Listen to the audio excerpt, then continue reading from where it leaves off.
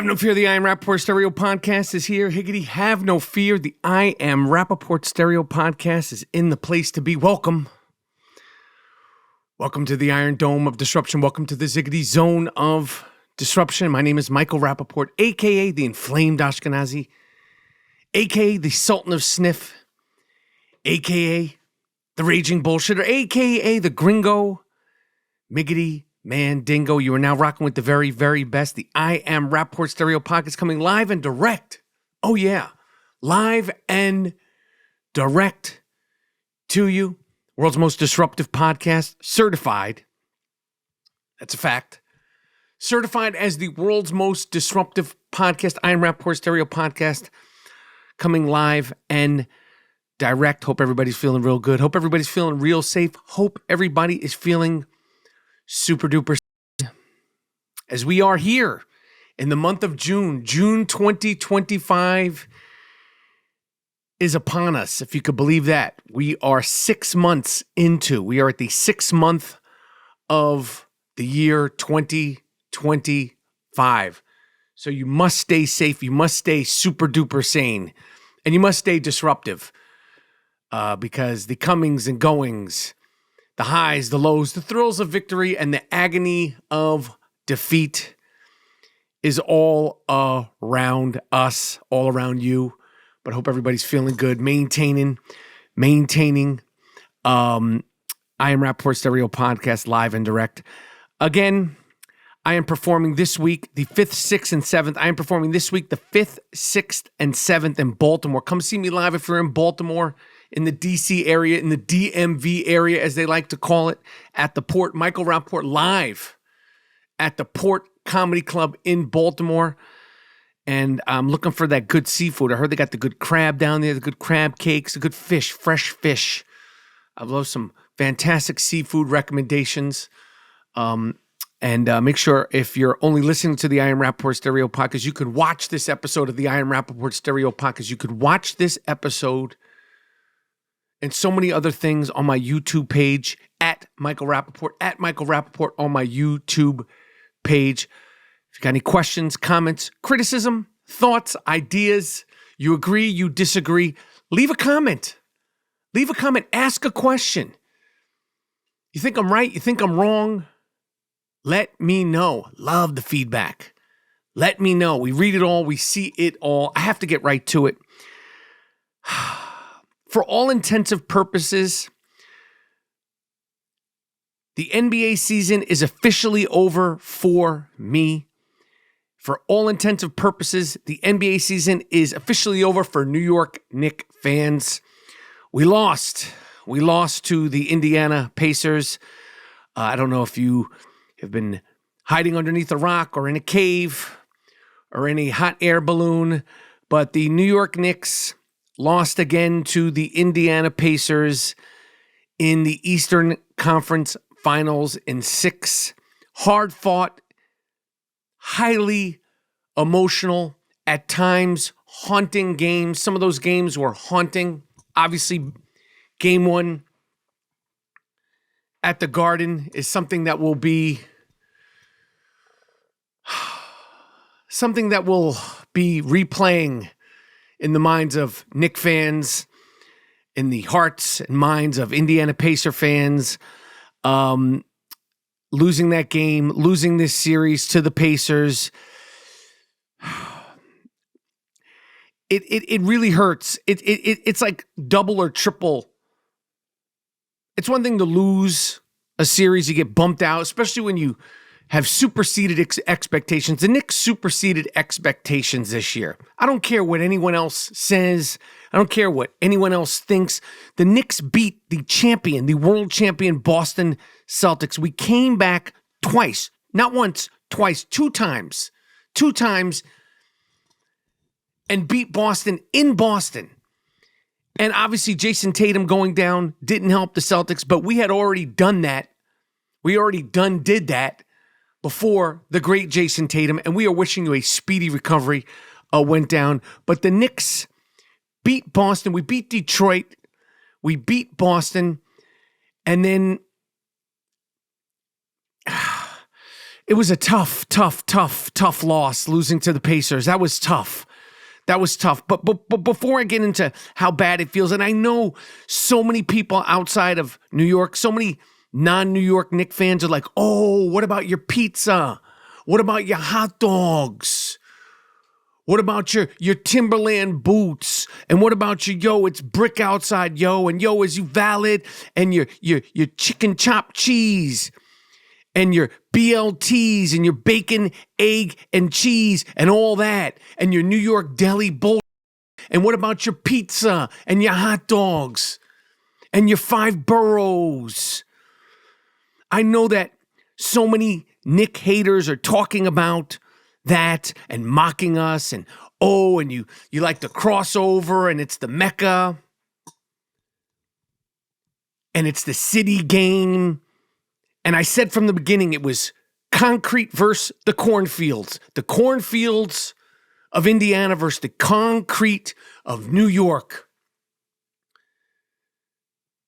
Because these people in Indiana, they like to think they invented basketball. And it's a long, storied rivalry between the Knicks and the miserable Indiana Pacers. And it started in the 90s. And we won some, we lost some. But the last 2 we lost. The most recent battles we lost. And I had to watch the majority of this season with my headphones on, stifling my feelings, stifling my joy, stifling my pain because my wife would fall asleep. I couldn't scream, I couldn't yell, I couldn't cheer the way I wanted to. Internally, I had to just sit there and watch it and be excited. And some of these games were hard, drawn out, tough, hard-fought games. And it sucks. And like I said, I know there's so many people around the world, New York haters, New York Knicks fan haters, New York sport fan haters, people in Boston, people in Philly, obviously people in Indiana, going, what about your pizza and your hot dogs? What happened to your pizza and your hot dogs? You lost again, you. And I know, but we did supersede expectations. And of course, all the smarty pants, quitters, geniuses who probably never have played basketball on social media, and all the analysts talking about, well, they need to fire Thibs, they need to trade Cat. Literally after the game, I'm seeing people, the first thing that the Knicks need to do is fire Coach Thibs and trade Karl Anthony Towns. Do you know this is not happening? Did you think it was going to be easy to beat the Indiana Pacers? Do you think it's going to be easy to make it to the NBA Finals? Did you not watch The Last Dance? Do you not watch basketball? You have to go through the fire. You have to go through the storm. And yes, New York Knicks fans, we've been through fires. We've been through storms. And we never seem to make it on the other side.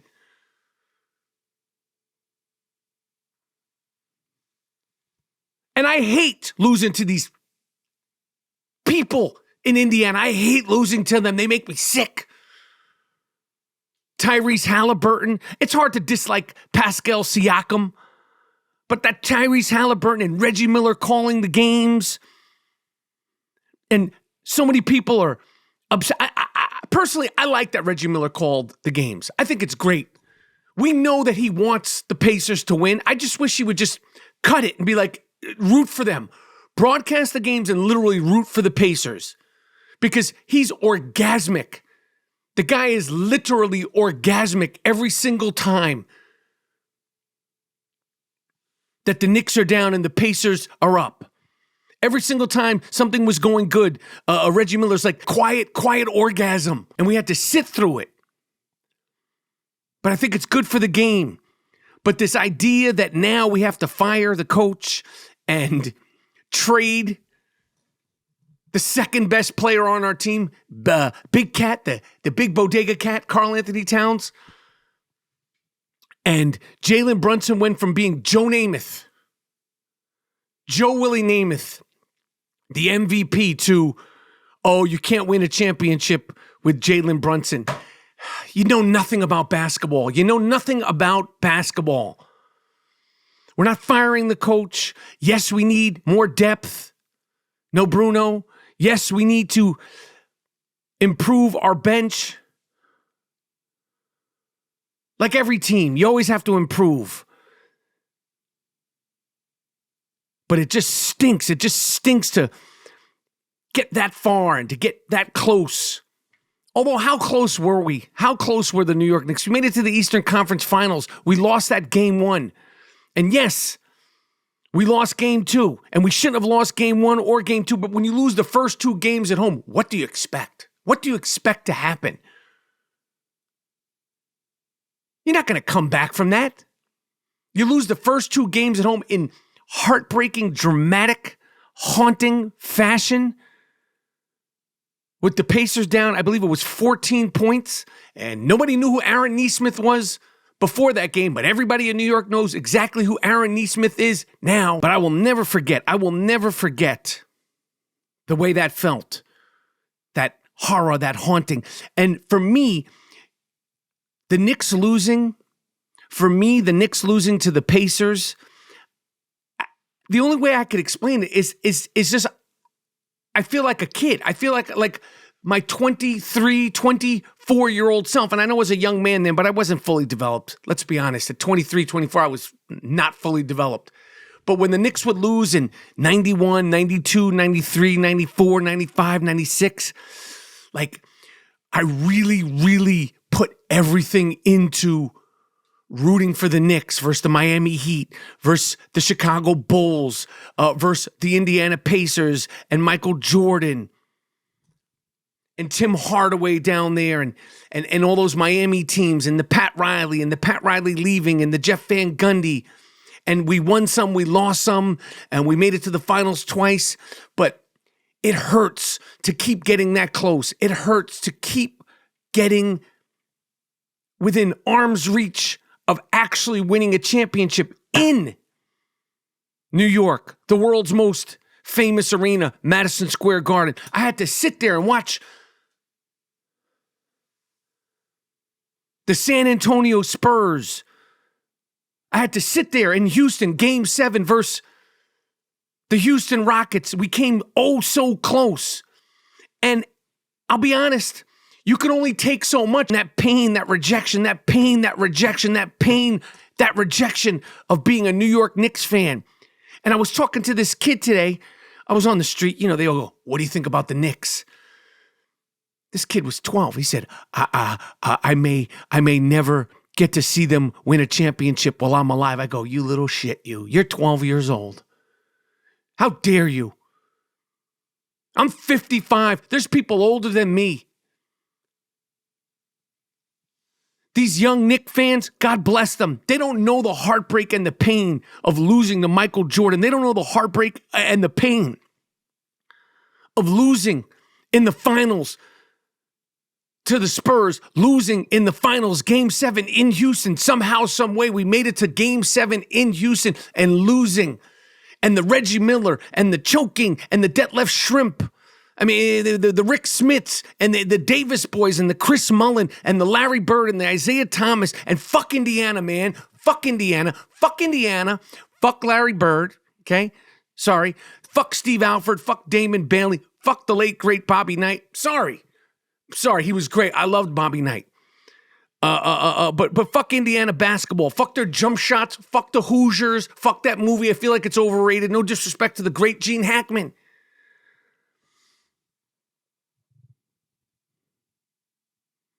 But fuck the Indiana Pacers. It was a brutal, brutal, painful loss. And we're not supposed to take it well. And I don't like people mocking, how's your pizza today, asshole?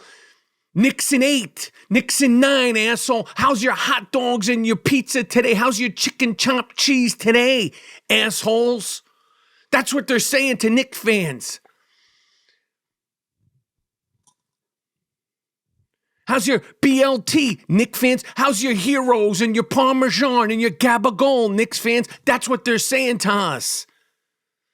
But we're not firing Thibs. We're not trading Big Cat. We superseded expectations. We made it to the Eastern Conference Finals. We lost to a better team, a faster team, a deeper team. No Diddy. They were full court pressing Jalen Brunson like it was AAU in high school. You don't see the point guard in the NBA get full court pressed all game, every game. That doesn't happen. But the Indiana Pacers were built to do that, and they did it.